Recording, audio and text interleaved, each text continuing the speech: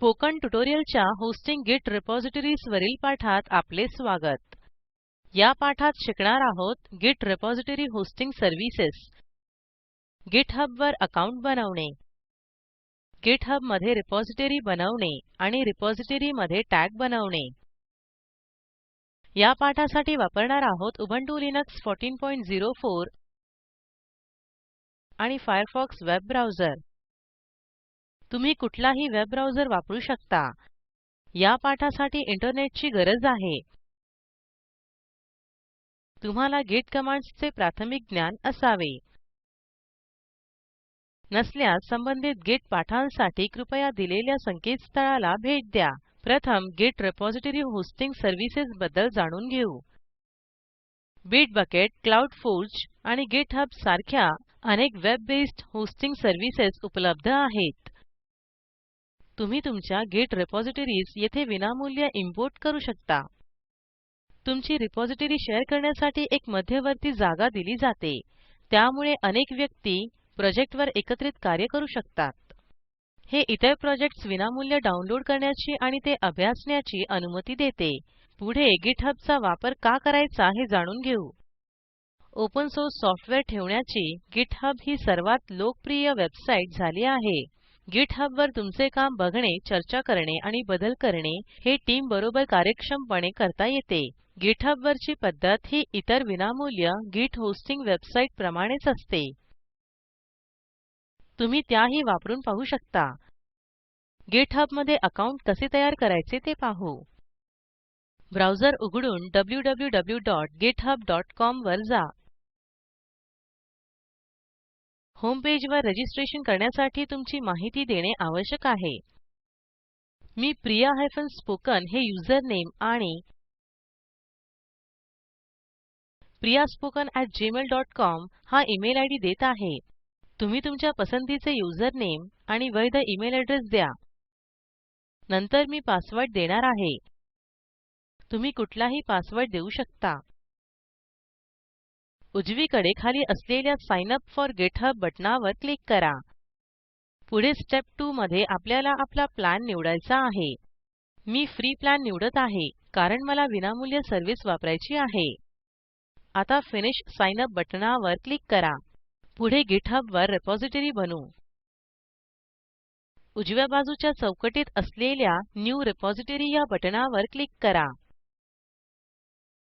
हे please verify your email address असा message दाखवत आहे. गिटहब द्वारे तुम्ही रजिस्टर केलेल्या ईमेल आयडी वर पडताळणीसाठी ईमेल पाठवला जाईल. आपला ईमेल अकाउंट उघडा आणि गिटहबने पाठवलेल्या ईमेल वर क्लिक करा. मी गिटहब मध्ये रजिस्टर केलेल्या माझ्या ईमेल आयडी वर आधीच साइन इन केले आहे. मी ते उघडत आहे. माझ्याकडे गिटहब कडून आलेला ईमेल आहे. मी त्यावर क्लिक करत आहे. Please verify your email address हे ईमेलचे शीर्षक आहे.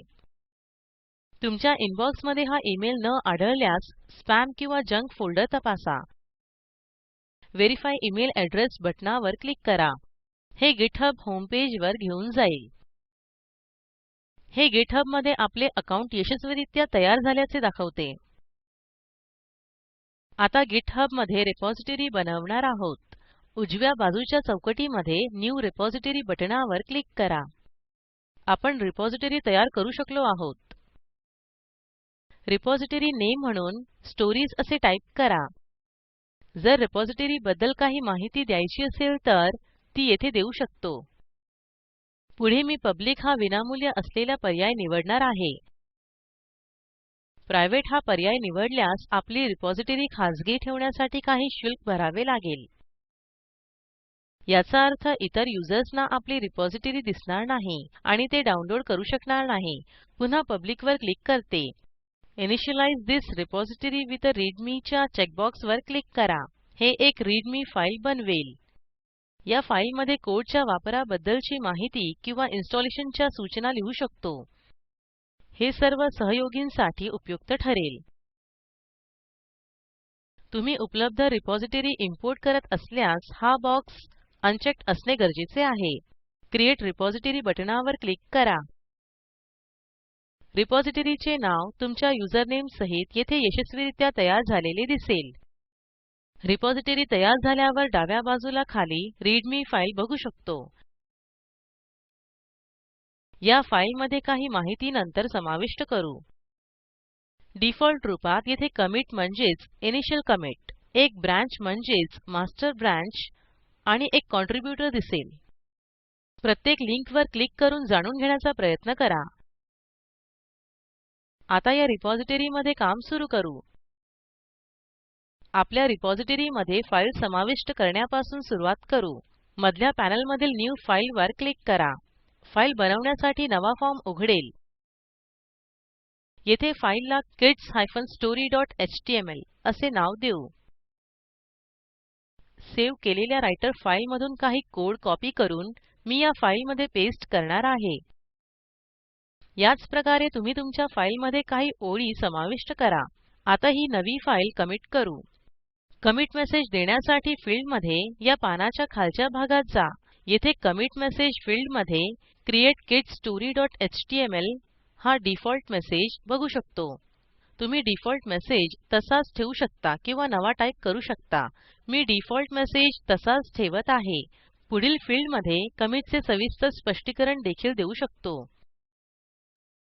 येथे टाईप करा added first file of the repository. Default रूपात आपण मास्टर ब्रांचला कमिट करतो. आता कमिट न्यू फाइल वर क्लिक करा. आपली kidsstory.html ही नवी फाईल रिपॉझिटरी मध्ये समाविष्ट होईल. कमिट नंबर वाढवून 2 झाला आहे. त्यावर क्लिक करा. येथे कमिट मेसेजच्या पुढे 3 टिंब दिसत आहेत. त्यावर क्लिक करा. हे कमिटचे स्पष्टीकरण दाखवत आहे. कमिटमध्ये काय केले हे जाणून घेण्यासाठी संबंधित कमिट मेसेजवर क्लिक करा. आता आपण कमिटचा तपशील पाहू शकतो. आता कमिटच्या सूचीवर परत जाऊ. ब्राउझरच्या डाव्या कोपऱ्यात वरती असलेल्या डाव्या बटणावर क्लिक करा. उजव्या बाजूला कमिटची हॅश व्हॅल्यू बघू शकतो. रिपॉझिटरी मध्ये परत जाण्यासाठी डाव्या कोपऱ्यात कोड टॅब वर क्लिक करा. पुढे GitHub मध्ये नवी ब्रांच कशी बनवायची हे जाणून घेऊ. डाव्या बाजूला ब्रांच असे लेबल असलेली ड्रॉपडाऊनची सूची आहे. नवी ब्रांच बनवण्यासाठी त्यावर क्लिक करा. पॉपअप विंडो उघडलेली दिसेल. पॉपअप विंडोमध्ये find or create a branch हे फील्ड दिसेल. नव्या ब्रांचला न्यू -chapter हे नाव देऊन एंटर दाबा. न्यू चॅप्टर ब्रांच यात तयार झालेल्या नव्या ब्रांचमध्ये आपण आहोत. पुढे ब्रांचिंगची प्रक्रिया समजून घेण्यासाठी न्यू चॅप्टर ब्रांचमध्ये कमिट करणार आहोत.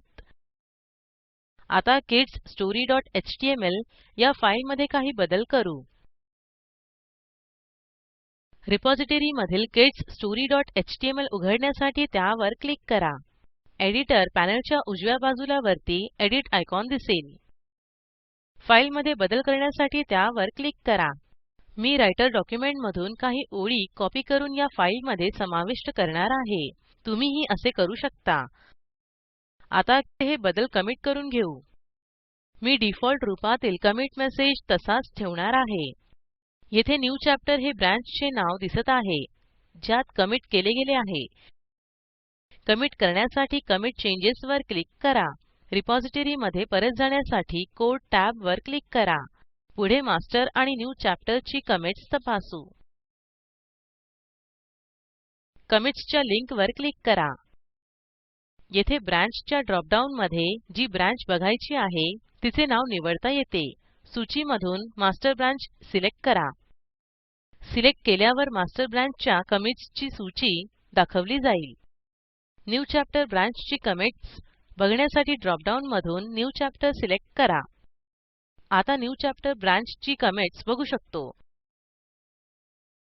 रिपॉझिटरी मध्ये परत जाण्यासाठी कोड टॅब वर क्लिक करा. GitHub मध्ये टॅग कसा बनवायचा हे पाहू. टॅगिंगचा उपयोग एखादी महत्त्वाची कमिट स्टेज चिन्हांकित करण्यासाठी केला जातो. समजा kidsstory.html समाविष्ट केल्यानंतर मास्टर ब्रांच मध्ये टॅग बनवायचा आहे. टॅग बनवण्यासाठी प्रथम रिलीजेस लिंक वर क्लिक करा. क्रिएट अ न्यू रिलीज वर क्लिक करा. नवा फॉर्म उघडेल. टॅग व्हर्जन बॉक्समध्ये v1.0 टाईप करा. रिलीज टायटल बॉक्समध्ये व्हर्जन 1 टाईप करा. राइट बॉक्समध्ये आपल्या टॅगचा तपशील देऊ शकतो. टाईप करा थिस इस द व्हर्जन 1. आता पब्लिश रिलीज वर क्लिक करा. येथे डाव्या बाजूला सर्वात शेवटच्या कमिटची हॅश व्हॅल्यू पाहू शकतो. डिफॉल्ट रूपात सर्वात शेवटच्या कमिटसाठी टॅग बनवले जाते. आपण पाठाच्या अंतिम टप्प्यात आहोत. थोडक्यात आपण या पाठात शिकलो. ऑनलाईन गिट होस्टिंग सर्व्हिसेसचे महत्त्व, गिटहब वर अकाउंट बनवणे, गिटहब मध्ये रिपॉझिटरी बनवणे आणि रिपॉझिटरी मध्ये टॅग बनवणे. असाइनमेंट: गिटहब मध्ये रिपॉझिटरी बनवा. रिपॉझिटरी मध्ये काही फाईल्स समाविष्ट करा. फाईल्स मध्ये काही बदल करा आणि काही कमिट्स करा. तसेच रिपॉझिटरी मध्ये ब्रांचेस आणि टॅग्स बनवा. स्क्रीनवर दिसत असलेल्या लिंकवरील व्हिडिओमध्ये तुम्हाला प्रोजेक्टचा सारांश मिळेल. व्हिडिओ डाउनलोड करून बघा. Spoken tutorial project team spoken ट्युटोरियलच्या सहाय्याने कार्यशाळा चालविते. ऑनलाईन परीक्षा उत्तीर्ण होणाऱ्या विद्यार्थ्यांना प्रमाणपत्रही दिले जाते. अधिक माहितीसाठी कृपया आम्हाला लिहा. स्पोकन ट्युटोरियल प्रोजेक्टसाठी अर्थसहाय्य एनएमईआयसीटी एमएचआरडी गव्हर्नमेंट ऑफ इंडिया यांच्याकडून मिळालेले आहे. या मिशन संबंधी माहिती पुढील साईटवर उपलब्ध आहे. हे भाषांतर मनाली रानडे यांनी केले असून मी रंजना भांबळे आपला निरोप घेते. सहभागासाठी धन्यवाद.